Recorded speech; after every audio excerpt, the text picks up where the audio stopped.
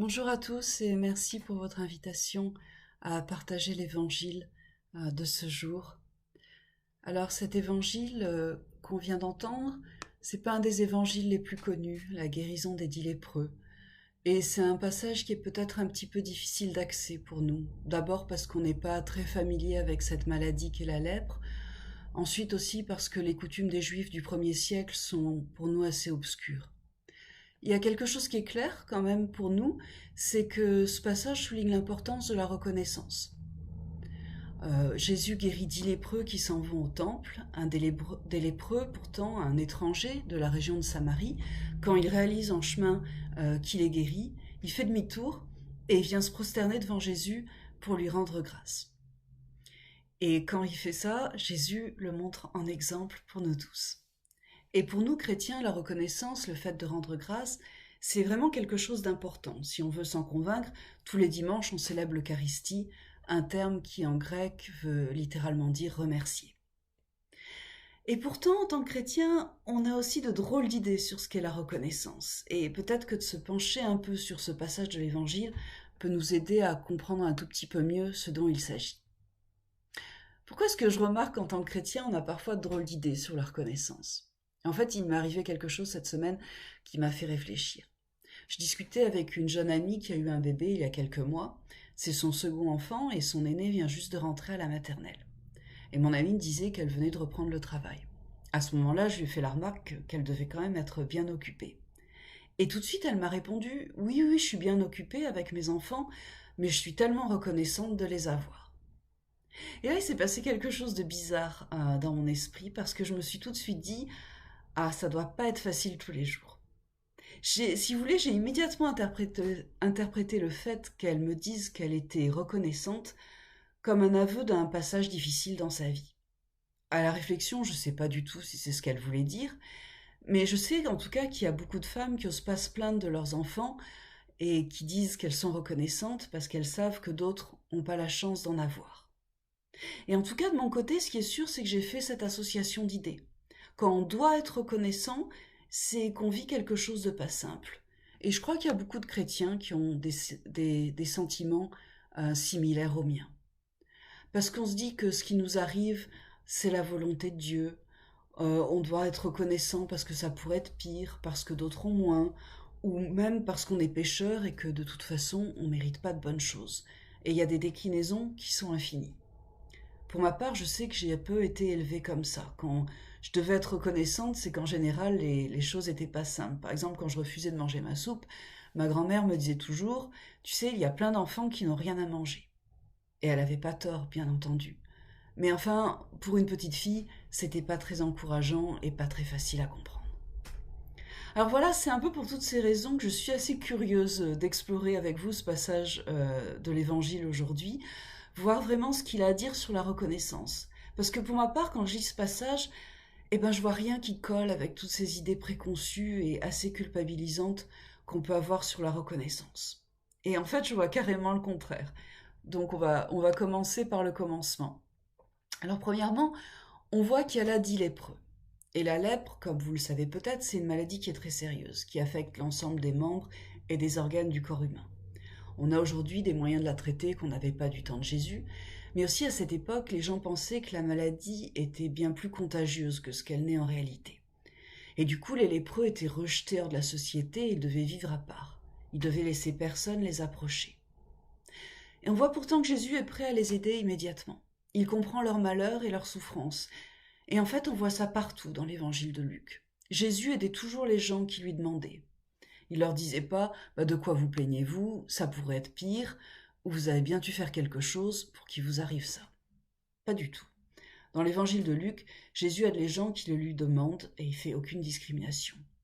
Il leur demande pas s'ils sont de bons croyants, de bons citoyens ou s'ils sont que des étrangers.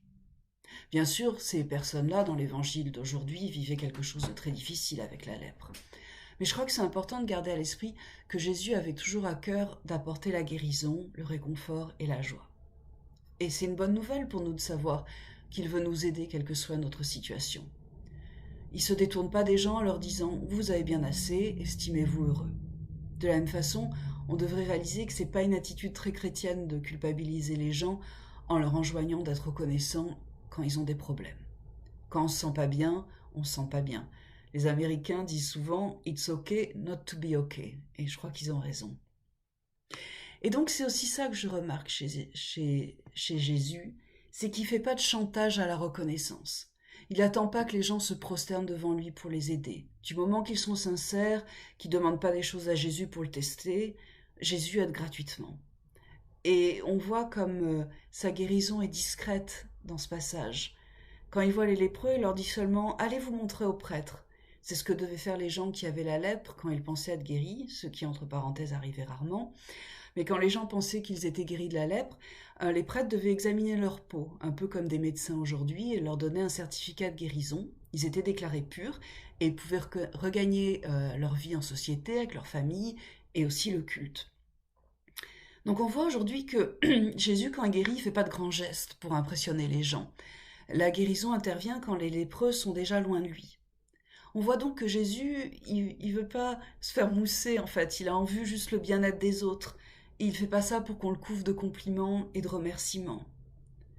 Et c'est vrai pour nous aussi, quand Jésus nous aide, on ne contracte pas une dette envers lui qu'un jour il va nous faire payer en nous disant « tu as vu tout ce que j'ai fait pour toi ». Et je crois que c'est un bon exemple pour nos relations avec les autres aussi, d'apprendre à donner gratuitement, sans se dire qu'on va recevoir quelque chose en retour, ou même sans attendre qu'on pense du bien de nous, en disant « oh là là, qu'est-ce qu'elle est gentille celle-là ». Juste aider les autres, même s'ils ne savent pas que ça vienne de nous. Et il peut aussi s'agir d'apprendre à recevoir, de recevoir quand on sait qu'on ne peut pas donner en retour, d'accepter d'être aidé et d'être aimé. De la même façon que ces lépreux, bien sûr, ne pouvaient jamais rendre à Jésus tout ce qu'il a fait pour eux. Et donc, tout ça pour corriger un peu toutes ces idées préconçues sur la reconnaissance. Et pourtant, on voit quand même que Jésus montre en exemple ce lépreux qui vient pour le remercier. Alors comment est-ce qu'il faut comprendre et interpréter cette reconnaissance ? Je crois que c'est important de réaliser qu'en fait, ce que Jésus déplore vraiment, c'est pas tant que les 9 autres lépreux ne disent pas merci, mais c'est le fait qu'ils ne rendent pas gloire à Dieu. Et en fait, si on lit vraiment le texte de Luc, on voit que Jésus ne parle pas du tout du fait que les autres ne le remercient pas. Ce qui le choque, c'est qu'ils ne rendent pas gloire à Dieu, qu'ils ne soient pas capables de voir la bonté de Dieu. Donc en fait, si vous voulez, c'est important parce qu'ici, il ne s'agit pas d'une leçon de politesse, il s'agit d'une leçon de foi. Ce n'est pas une leçon de politesse, c'est une leçon de foi. Avoir la foi pour Jésus, c'est être capable de percevoir la bonté de Dieu et de la recevoir, et cela au travers de toutes nos épreuves et des malheurs du monde. Ça ne veut pas forcément dire être guéri physiquement ou même mentalement, mais c'est savoir, quoi qu'il arrive, que Dieu nous aime et qu'on est important à ses yeux. Même si on est malade, même si on est un étranger, même si on est rejeté par les autres. La foi, c'est de savoir que Dieu veut que nous ayons la vie et c'est de chercher une relation avec ce Dieu. On voit que les 9 lépreux, ils se contentent de faire leur devoir religieux. Alors que le dixième, Luc nous dit, il rend gloire à Dieu à pleine voix, il se jette le visage contre terre. Bien sûr, on n'est pas tous obligés d'exprimer notre joie ou notre reconnaissance de cette façon, mais moi ce que je retiens, c'est que cette personne s'exprime très spontanément et aussi avec tout son cœur. C'est pas forcément évident pour nous. Nous venons souvent vers Jésus comme les lépreux au début du texte. J'aime beaucoup, Luc dit, ils vont à sa rencontre, mais ils gardent leur distance. Et je me dis, c'est souvent ça qu'on fait. On va à la rencontre de Jésus, mais on garde nos distances. Alors c'est peut-être parce qu'on se sent impur, mais des fois c'est aussi parce qu'on préfère éviter les complications. Et je crois que c'est pour ça que les 9 continuent vers le temple. Ils se disent, après tout, continuons à pratiquer la religion telle qu'on la connaît, évitons de tout remettre en question. Mais le dixième, il ne fait pas du tout ça. Il remet tout en question, il supprime toute la distance qu'il avait envers Jésus. Et il se jette à ses pieds, il veut être avec lui.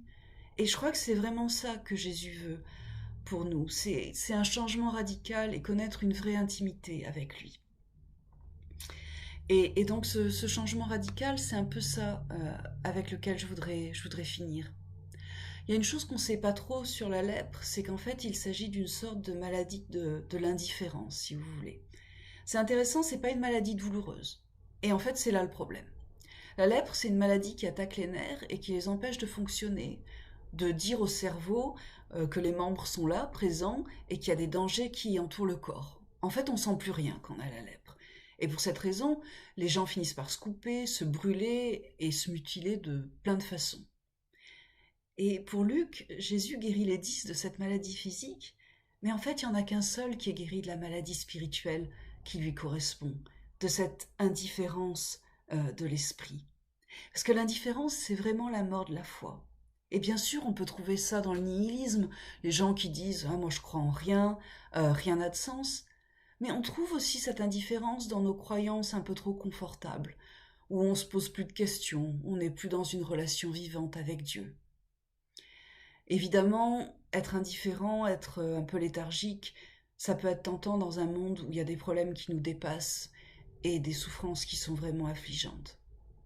Et pourtant, Jésus nous montre un autre chemin, et je crois que c'est cela qu'on appelle la reconnaissance et la foi.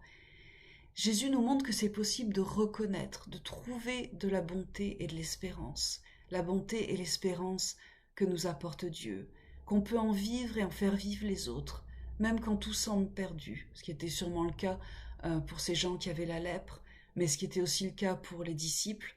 Bien sûr, quand Jésus meurt, ils pensent que tout est perdu et ils retrouvent la foi avec la résurrection de Jésus. Et c'est vraiment ça qu'on célèbre dans l'Eucharistie.